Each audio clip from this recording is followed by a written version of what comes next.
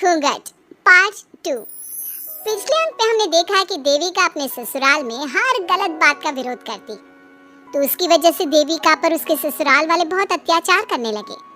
एक दिन देविका ने सचिन से कहा, सचिन, मैं तुम्हारे घर में नहीं रह सकती, तुम मुझे आज ही मेरे घर शहर भेज दो, मैं अपने मम्मी पापा के पास रहूंगी। क्यों देविका, तुम शहर क्यों जाना चाहती हो? यहाँ तुम्हें किस बात की परेशानी है? किस बात की परेशानी नहीं है सचिन, तुम्हारे घर के आदमी औरतों के साथ जानवरों जैसा व्यवहार करते हैं, मैं ऐसे माहौल में नहीं रह सकती। देखो देविका, तुम्हें यहीं रहना होगा, तुम्हारी शादी मुझसे हो गई है, अब मैं तुम्हारा पति हूँ और यही तुम्हारा घर है। अच्छा, तो तुम्हें याद है कि मैं तुम्हारी पत्नी हूँ?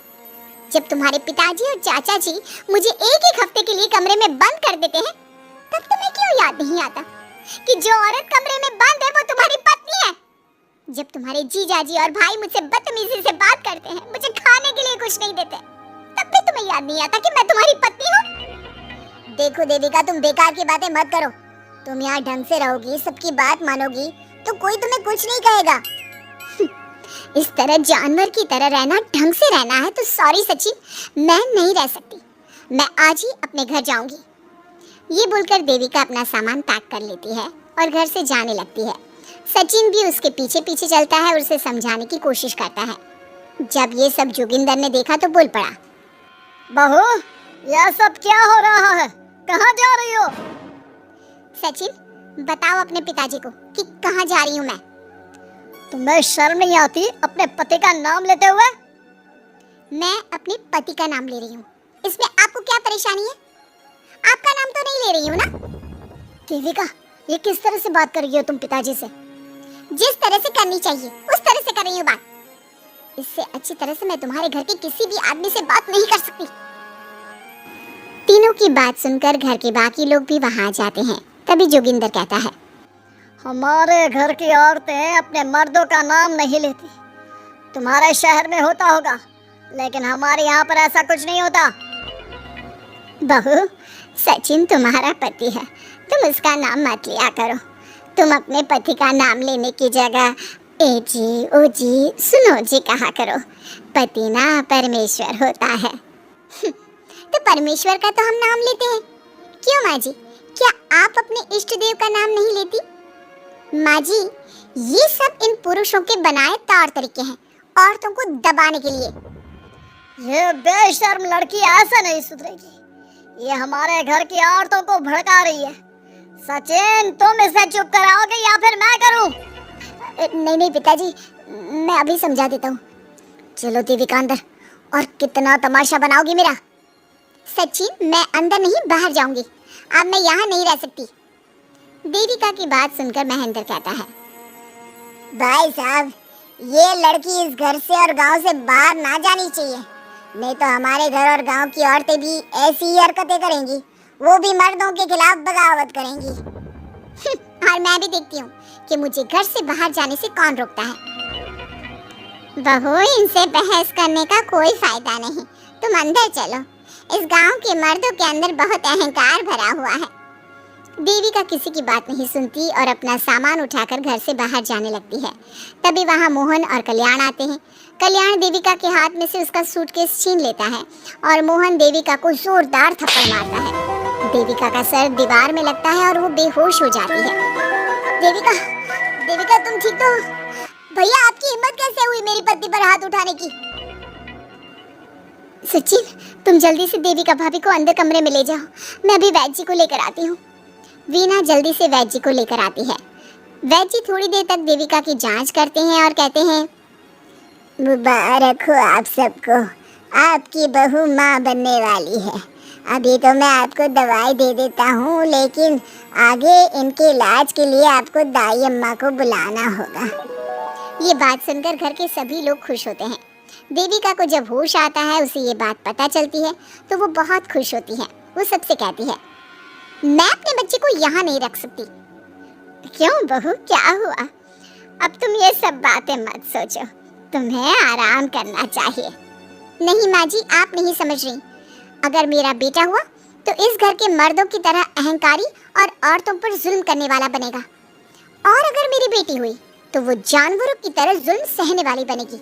और दोनों ही अनपढ़ रहेंगी। देविका की बात सुनकर घर की सभी औरतों को पहली बार एहसास हुआ कि वो किस अंधकार वाले समाज में जी रही हैं। लेकिन फिर भी घर की सारी औरतें उसे ही समझाती हैं। बहू देखो, तुम्हारी बात सही है, लेकिन तुम इस हालत में सफर नहीं कर सकती। हाँ बहू, तुम यहीं रहो, अपना और अपने बच्चे का ख्याल रखो। देखो ना देविका भाभी, हमें बिल्कुल भी पढ़ना लिखना नहीं आता, अपना नाम भी नहीं लिख पाते, तो आप मुझे थोड़ा पढ़ा दीजिए ना। देविका, तुम्हारी बातें सुनकर पहली बार हमें एहसास हुआ है कि कैसे माहौल में हम जी रहे हैं। तुमने हमारे अंदर उम्मीद की नई रोशनी पैदा की है। यहाँ से मत जाओ तुम। देविका ने घर की औरतों की बात सुनी तो उसका दिल पसीज गया। उसने गांव में ही रहने का फैसला लिया। वो अपने घर की औरतों को रोज पढ़ाती, उन्हें अपने अधिकारों के बारे में, देश के बारे में बताती। इसी तरह कई दिन बीत गए और एक दिन सुजाता ने सचिन से कहा, सचिन, देविका की तबीयत ठीक नहीं, तुम जल्दी जाकर दाई अम्मा को बुला लाओ ना। भाभी, दाई अम्मा क्या कर लेंगी? आप किसी डॉक्टर को बुला लो, मेरी तबीयत ठीक नहीं है। देविका, गांव के लोग डॉक्टर पर भरोसा नहीं करते। दाई अम्मा बरसों से ये काम कर रही है, वो तुम्हें ठीक कर देगी। सचिन, तुम्हारे घर वाले अनपढ़ हैं, तुम तो पढ़े लिखे हो ना। देख नहीं रहे मेरी हालत क्या हो रही है। तभी तो बोल रहा हूँ, समय बर्बाद मत करो, मैं अभी आता हूँ। सचिन दाई अम्मा को बुलाकर ले आता है। दाई अम्मा घरेलू नुस्खों से देविका का इलाज तो कर देती है। कुछ समय के लिए उसकी हालत भी स्थिर हो जाती है, लेकिन वो पूरी तरह से ठीक नहीं होती। फिर देविका सचिन से कहती है, सचिन, मुझे समझ में नहीं आ रहा, तुम मुझे डॉक्टर के पास क्यों नहीं ले जा रहे? मैं माँ बनने वाली हूँ और मुझे ये भी नहीं पता कि मेरा हेमोग्लोबिन कितना है। दाई अम्मा कर रही है ना तुम्हारा इलाज। लेकिन दाई अम्मा को कुछ समझ में नहीं आ रहा कि मेरे साथ क्या हो रहा है। अगर देखो तुम मुझे नहीं लेकर गए ना, तो मैं खुद ही चली जाऊंगी। अगले दिन देविका की तबीयत दोबारा बिगड़ जाती है और दाई अम्मा के किसी भी नुस्खे से वो ठीक नहीं हो रही थी। देविका ने सारी हिम्मत जुटाई और वो अकेले ही डॉक्टर के पास जाने लगी। उसे देखकर मोहन कहता है, बहू, इस हालत में कहाँ जा रही हो? आप लोगों के भरोसे रही ना, तो आप लोग मुझे मार ही डालोगे। डॉक्टर के पास जा रही हूँ मैं। बहू, तेरा दिमाग तो ठिकाने पर है। हमारे घर की औरतें मर्दों से इलाज नहीं कराती। हे भगवान, इन जाहिल लोगों को मैं कैसे समझाऊं? डॉक्टर औरतें भी होती हैं। बहू, तो हमें पागल मत बना, हमने तो कभी कोई महिला डॉक्टर नहीं देखी। तू झूठ बोलकर निकलना चाहती है ना? इस गांव की सरहद से आप लोग कभी बाहर नहीं गए ना, इसलिए आप लोगों को नहीं पता कि महिलाएं डॉक्टर के अलावा क्या क्या है। ए लड़की, तुझसे तमीज से बात कर रहे हैं तो तू ज्यादा हवा में मत उड़। बोला ना एक बार, चल अंदर जा। चाचा जी, मैं अंदर नहीं जाऊंगी, डॉक्टर के पास जाऊंगी। मेरा इलाज सिर्फ डॉक्टर ही कर सकता है। ये बोलकर देविका घर से निकल रही थी कि तभी जोगिंदर ने उसे कमरे में ले जाकर बेड पर जोर से धक्का दे दिया, जिसकी वजह से देविका के पेट में चोट लग गई और वो दर्द की वजह से जोर जोर से चिल्लाने लगी। ये देखकर घर की सारी औरतें देविका को संभालने लगी।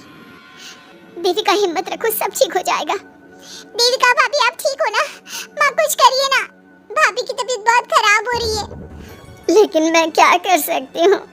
भाभी, कुछ तो करो, कहीं बहू को कुछ हो ना जाए। उधर जोगिंदर मेन गेट पर बड़ा सा ताला लगा देता है और कहता है, आज के बाद इस घर से कोई भी औरत बाहर नहीं निकलेगी। देविका का बच्चा भी इसी घर में होगा, ये जिंदा रहे या मर जाए। जोगिंदर की बात सुनकर सभी औरतें बाहर आती हैं। जब विमला को इस बात का एहसास हो जाता है कि जोगिंदर देविका को डॉक्टर के पास किसी कीमत पर नहीं जाने देगा, तब विमला पहली बार अपना घूंघट उठाकर तेज आवाज में कहती है, मैं भी देखती हूँ देविका को डॉक्टर के पास जाने से कौन रोकता है।